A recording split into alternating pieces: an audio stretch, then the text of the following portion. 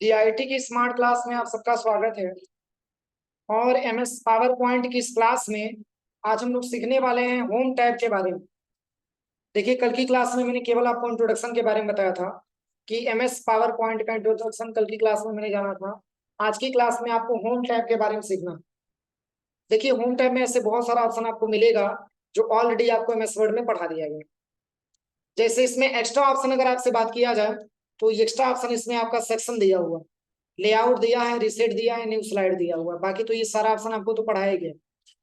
जैसे अगर हम स्लाइड को डिलीट करना चाहते हैं तो यहाँ से आप स्लाइड को चाहेंगे तो डिलीट भी कर सकते हैं। कुछ ऐसे इंटरफेस में आपको दिखे, ठीक है। यहाँ से स्लाइड को डिलीट भी कर सकते हैं।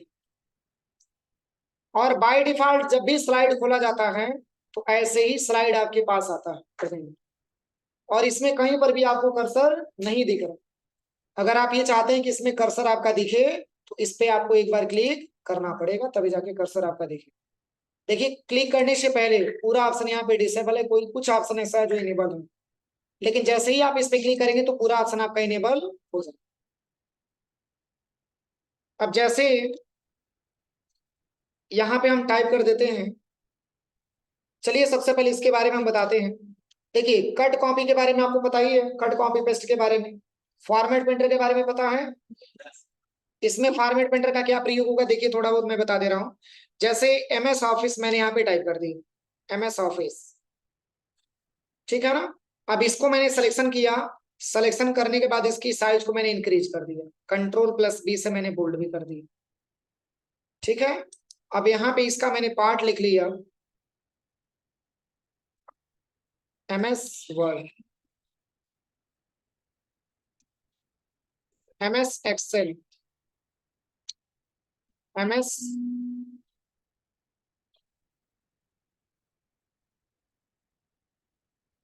MS पावर पॉइंट, ठीक है। जैसे इतना ही मान के चलिए, इतना डेटा को मैंने सिलेक्शन किया, इसको थोड़ा सा साइज को छोटा कर दिया।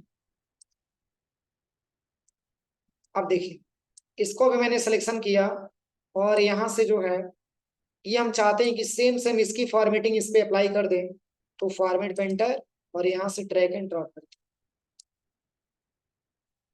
ठीक है। और हटाना हो तो क्लियर ऑल फॉर्मेट।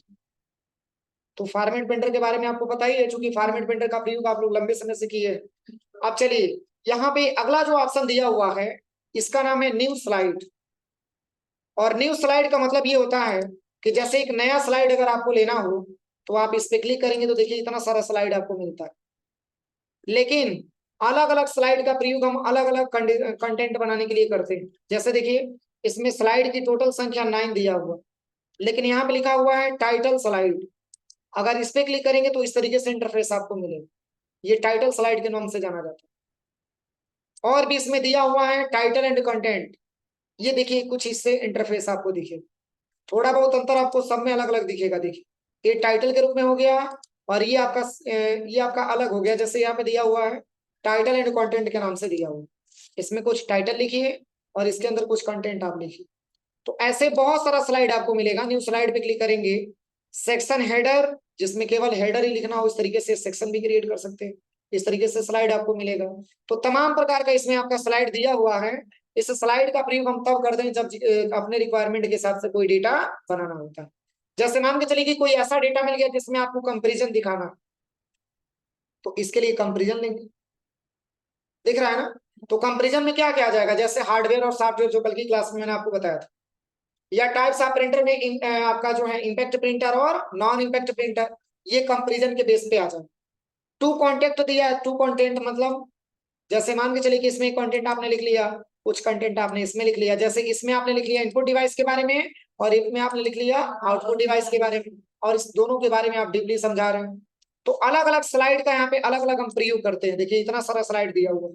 और ब्लैंक का प्रयोग, तो ब्लैंक हम ले लेते हैं, हम अपनी रिक्वायरमेंट के हिसाब से कोई स्लाइड बनाते हैं या अपनी रिक्वायरमेंट के हिसाब से कोई प्रेजेंटेशन हम तैयार करते हैं, इसके लिए यहाँ पे ब्लैंक ऑप्शन का प्रयोग करते हैं, ठीक है ना। तो चूंकि मान के चलिए अगर आप कंपेरिजन ले लेंगे तो जैसे ये तो एक प्रकार का शेप ही इंसर्ट किया गया है ना, शेप में उसका क्या किया गया, पार्टीशन किया गया। जैसे अगर आप ब्लैंक स्लाइड लेंगे तो सिंपल सी बात है, इसमें अलग अलग आपको शेप ऐड करना पड़ेगा। इंसर्ट पे जाइएगा, शेप पे जाइएगा, एक शेप ऐसे ड्रैग एंड ड्रॉप करिएगा, ठीक है, पुनः आप इंसर्ट पे जाइएगा, शेप पे जाइएगा और एक यहाँ से शेप ले लेना होगा। यहाँ पे इंसर्ट पे आने के बाद यहाँ से आप शेप पे आइए और ये वाला शेप ऐसे ड्रैग एंड ड्रॉप कर लीजिए। इसी का डुप्लीकेट बनाने के लिए कंट्रोल+D। तो इसमें तो टाइम लगेगा ना, बोलिए। और ये आपको क्या है, बना बनाया आपको आसानी तरीके से यहाँ पे मिल जाता है, आप आसानी तरीके से इसमें काम कर सकते हैं। तो ये बना बनाया आपको शेप मिलता, ये शेप आपको बार बार इंसर्ट नहीं करना।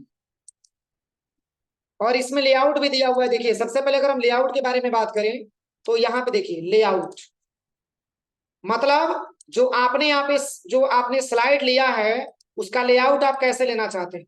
तो या तो आप लेआउट कहिए या तो आप स्लाइड कहिए, बात सेम ही है। ठीक है ना, यहाँ से भी आप इसके लेआउट को अपनी रिक्वायरमेंट के हिसाब से बदल सकते हैं। जैसे मान के चलिए कि इसमें जो है आपने अलग स्लाइड लिया और इसको आप ब्लैंक लेना चाहते हैं तो कोई दिक्कत नहीं, आप लेआउट पे जाइए, आप यहाँ से इसको ब्लैंक कर लीजिए। देखिए दोनों ब्लैंक हो गए। ठीक है ना, मतलब एक तो आपने स्लाइड लिया, उसके लेआउट को आपने क्या कर दिया, एक्सचेंज कर दिया, बदल दिया। पहले कुछ और लेआउट था और बाद में कुछ और लेआउट आपने ले लिया। तो ब्लैंक में ये होता है कि हम अपनी रिक्वायरमेंट के हिसाब से कोई डिजाइनिंग कर सकते हैं। अब यहाँ पे एक ऑप्शन लिखा हुआ है रीसेट। तो रीसेट का क्या प्रयोग है, देखिए मैं बता रहा हूँ इसके बारे में।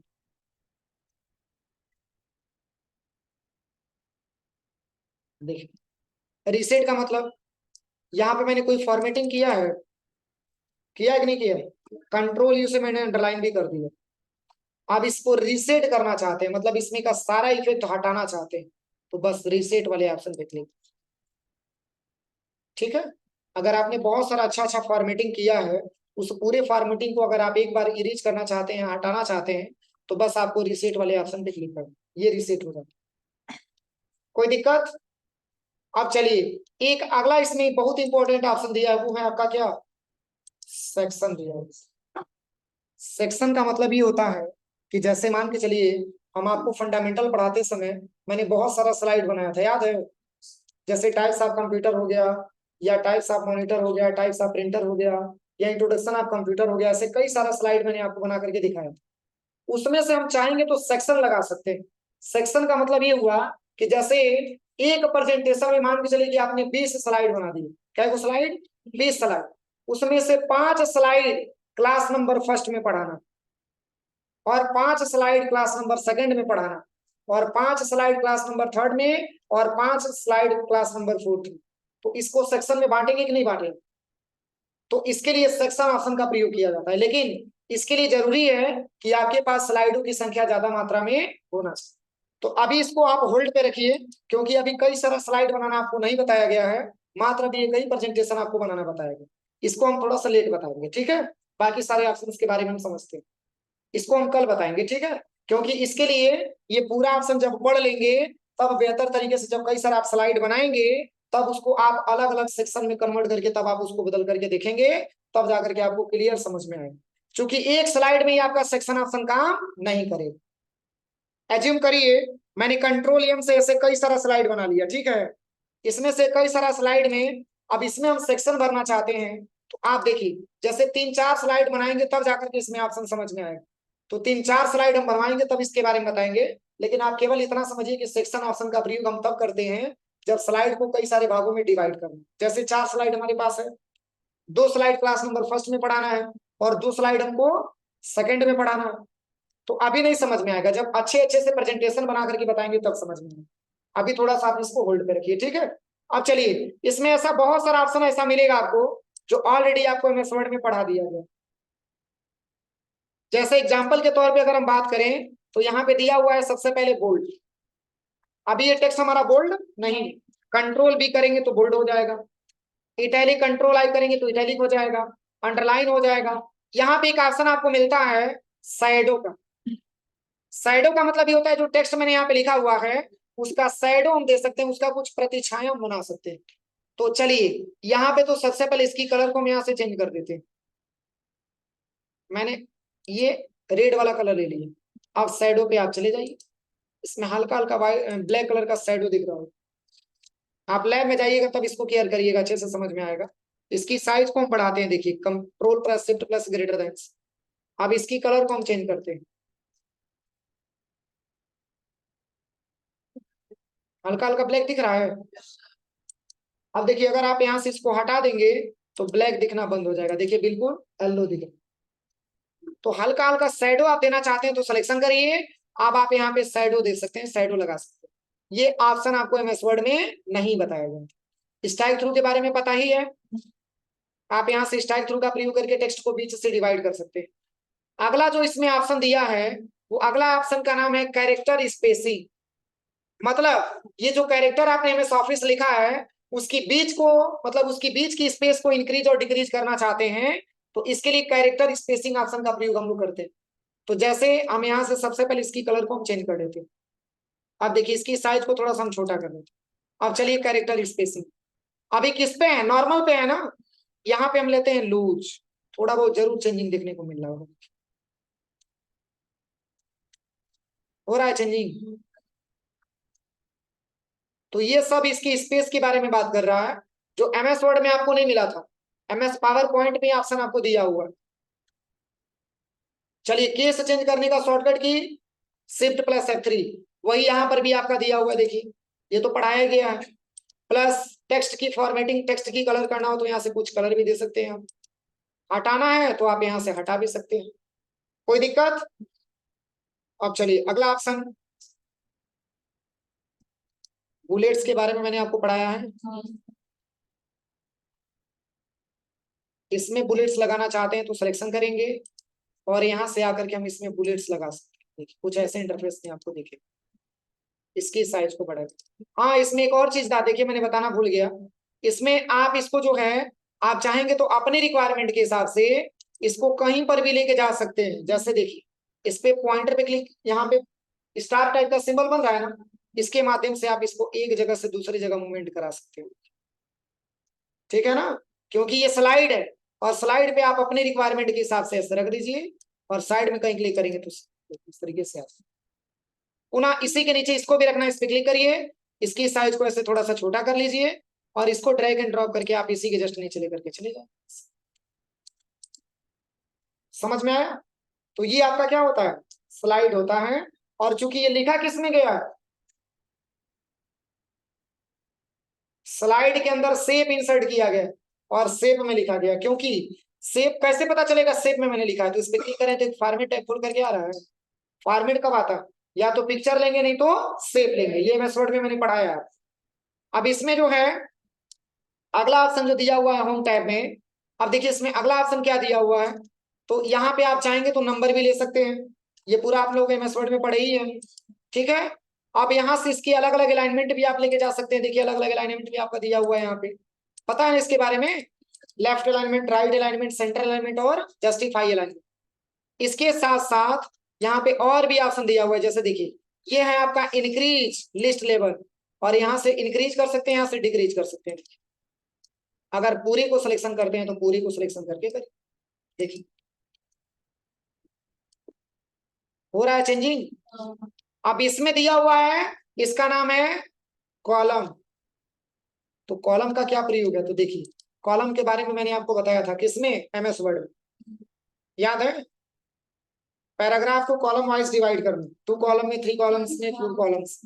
तो बाय डिफॉल्ट तो एक ही कॉलम में होता है ना, हम उसको चेंज करना चाहते हैं तो पहले तो क्या करना है आपको, इस पे क्लिक करिए, राइट क्लिक करना है, और यहाँ पे लेआउट पे आकर के इसकी लेआउट ले लेना है ब्लैंक, और इसी पे आपको इंसर्ट पे आना है, और यहाँ पे एक शेप ले लेना है आपको, जैसे कि ये वाला शेप मैंने इंसर्ट कर लिया। राइट क्लिक करिए, ऐड टेक्स्ट पे आ जाइए। अब इसमें आपको इक्वल लिखना है, रेंट ब्रैकेट ओपन क्लोज करके एंटर कर दो। इसको कंट्रोल इसे सिलेक्शन कंट्रोल से कॉपी करिए, और यहाँ पे इसको कई सारा टेक्स्ट लिख लीजिए, कंट्रोल+P। अब देखिए, अब इसको हम जो है करना चाहते हैं किसमें, कॉलम वाइज। तो इसको सिलेक्शन करिए, सिलेक्शन करने के बाद आप इसको कॉलम में डिवाइड कर सकते हैं। हो रहा है चेंजिंग। ज्यादा टेक्स्ट लिखा रहेगा तभी तो अप्लाई होगा ना। आप इसको कॉलम वाइज बांट सकते हैं, देखिए इतना सारा कॉलम वाइज दिया हुआ है। मोर कॉलम्स के बारे में आपको पता ही है, आप इसमें और भी नंबर बढ़ा सकते हैं। जैसे मैंने यहाँ पे ले लिया 13, ठीक है। तो आप ऐसे इंटरफेस में कर सकते हैं इसे। तो ये आपका क्या होता है, कॉलम होता है। अब चलिए अगला ऑप्शन यहाँ पे दिया हुआ है, अगला ऑप्शन लिखा है टेक्स्ट डायरेक्शन। मतलब इस लिखे हुए टेक्स्ट के डायरेक्शन को हम क्या कर सकते हैं, चेंज भी कर सकते हैं। यहाँ पे टेक्स्ट डायरेक्शन पे क्लिक करेंगे,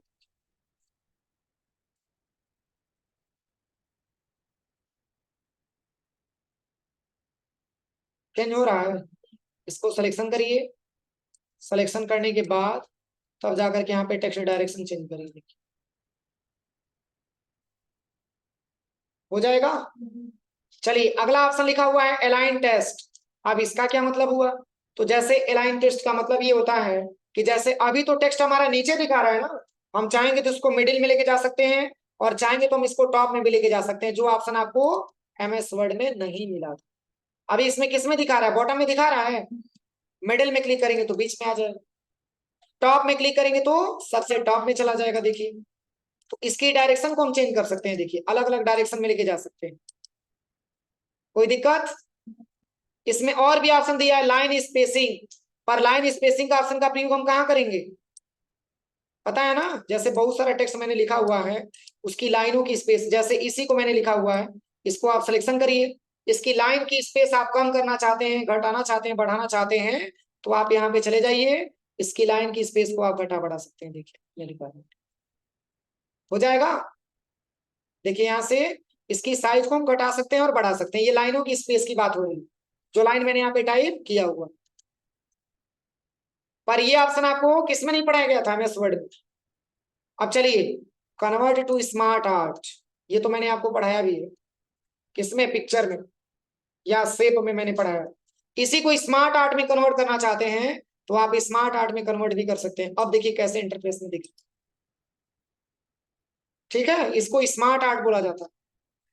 तो इतना सारा ऑप्शन आपको दिया हुआ है, ये जो भी इसमें से स्मार्ट आर्ट का प्रयोग आप करना चाहते हैं वो आप इसमें ले सकते हैं। देखिए इतना सारा ऑप्शन दिया हुआ, अलग अलग दिया हुआ है। देखिए इसको देखिए एक ही में इसको बना देते हैं, सबसे अच्छा रहेगा।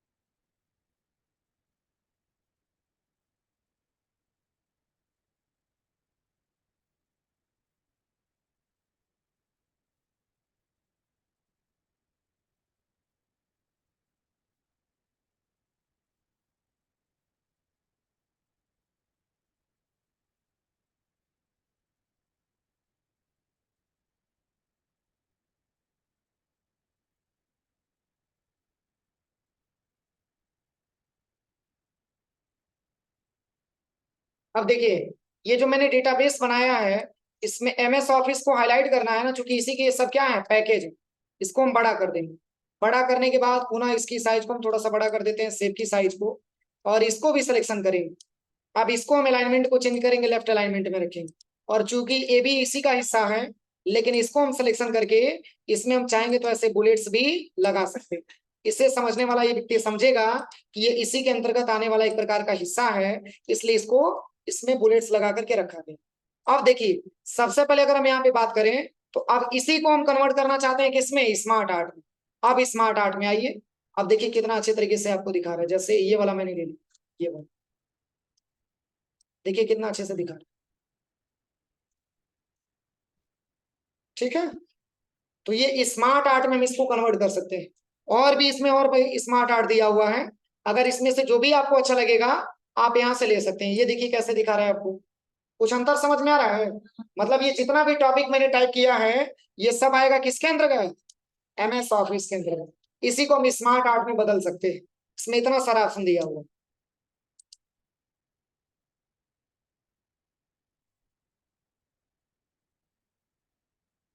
ठीक है।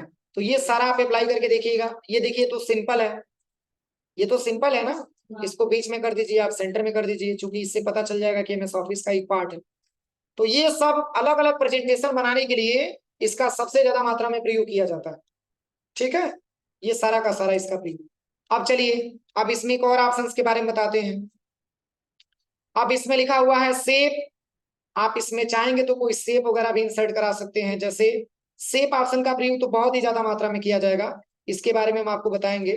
देखिए इसमें लिखा हुआ है ना शेप, इसमें बहुत सारा शेप दिया हुआ है। जैसे इसमें जैसे हम नया स्लाइड पे आते हैं, एक नया स्लाइड पे आ जाइए और इसको आप यहाँ से ब्लैंक कर लीजिए, इसके लेआउट आप यहाँ से ब्लैंक कर लीजिए। तो अगर आप होम टैब में आते हैं तो शेप लेकर के आप अपनी रिक्वायरमेंट के हिसाब से कोई टॉपिक आप क्रिएट कर सकते हैं। जैसे यहां पे मैंने टाइप कर दिया कंपोनेंट्स ऑफ कंप्यूटर सिस्टम। अब देखिए इसके अंतर्गत क्या क्या आएगा, हार्डवेयर और सॉफ्टवेयर आएगा। इसकी साइज को मैंने इंक्रीज कर ली, Ctrl+B से बोल्ड भी कर देते। और मैंने आपको बताया था ना कि जब यहाँ पे शेप लेते हैं तो फॉर्मेट आता है। इसकी पूरी फॉर्मेटिंग करने के लिए फॉर्मेट टैब पे आइए। आप इस शेप को कलर करना हो तो शेप को कलर भी यहाँ से कर सकते हैं, देखिए ठीक है। आउटलाइन कलर करना है तो इसकी आउटलाइन को भी यहाँ से आप चेंज कर सकते हैं, देखिए अलग अलग कलर दिया हुआ है यहाँ से। छोटा बड़ा करना है तो आप अपनी रिक्वायरमेंट के हिसाब से छोटा बड़ा करिए। और यहाँ पे इंसर्ट पे ये होम टैब पे आइए और आप यहाँ पे आने के बाद एक और आप शेप ले लीजिए इस तरीके से, और इसमें आप दे दीजिएगा क्या, हार्डवेयर। यहाँ पे मैंने टाइप कर दिया हार्डवेयर। और इसी का एक और बनाना हो तो क्या दबाएंगे, Ctrl+T बटन दबा दें और यहाँ पे लिख लेंगे क्या, सॉफ्टवेयर। तो ये आपका क्या होता है, शेप का वर्क होता है। आप अलग अलग शेप का वर्क यहाँ पे कर सकते हैं। अब देखिए इसकी भी फॉर्मेटिंग करना है तो कोई जरूरी नहीं फॉर्मेट टैब से ही करेंगे। आप होम टैब में आएंगे तो यही ऑप्शन आपको यहाँ पर भी मिल जाएगा, देखिए जो मैं अभी आपको करके बता रहा था। किसमें, ये सारा किसमें मिला था, फॉर्मेट टैब में मिला था ना, लेकिन आपको होम टैब में भी इतना सारा ऑप्शन दिया हुआ है। देखिए इसकी साइज इंक्रीज करना चाहते हैं तो यहाँ से इंक्रीज कर लीजिए, बोल्ड करना है तो इसको बोल्ड करिए। मतलब ये बार बार करने के लिए आपको फॉर्मेट टैब में जाने की आवश्यकता नहीं है। आप होम टैब से भी चाहेंगे तो आप यहाँ से कर सकते हैं क्विक स्टाइल्स। ये सारा ऑप्शन का प्रयोग कर सकते हैं, देखिए ठीक है ना। इसको सिलेक्शन करिए, इसकी साइज को इंक्रीज करिए, बोल्ड करना है तो बोल्ड करिए। यहां से आप आकर के इसकी स्टाइल को भी यहाँ पे लगा सकते हैं, जो भी स्टाइल आपको देना, ठीक है। और बाकी अरेंज के बारे में मैंने आपको बताया ही है, याद है कि भूल गया। अरे शेप कोई 3 शेप मैंने लिया है, किस शेप को बैक में भेजना चाहते हैं, किस शेप को फ्रंट में लेके आना चाहते हैं, इसके लिए इस ऑप्शन का प्रयोग हम करते थे। और यहाँ पे शेप फिल जो अभी आपको मिला है फॉर्मेट टैब में शेप फिल, वही आपको होम टैब में यहाँ पे दिया हुआ है शेप फिल। इसकी फॉर्मेटिंग आप अपने रिक्वायरमेंट के हिसाब से कर सकते हैं। ग्रेडियंट लेना है तो ग्रेडियंट में ले सकते हैं। ये पूरा ऑप्शन पढ़ाया गया है पहले से, ये बस आपको प्रैक्टिकल करके देखना है। शेप आउटलाइन है, इसकी आउटलाइन को भी आप अपने रिक्वायरमेंट के हिसाब से बदल सकते हैं, जो भी आउटलाइन आपको लेना हो। आउटलाइन की लेयर को मोटा पतला करना हो तो यहाँ से मोटा पतला भी किया जा सकता है, देखिए चेंज हो रहा है। और शेप इफेक्ट ये सब पढ़ाया मैंने, तो आप लैब में जाकर के होम टैब का पूरा प्रैक्टिकल आप अच्छे से करिएगा, ठीक है।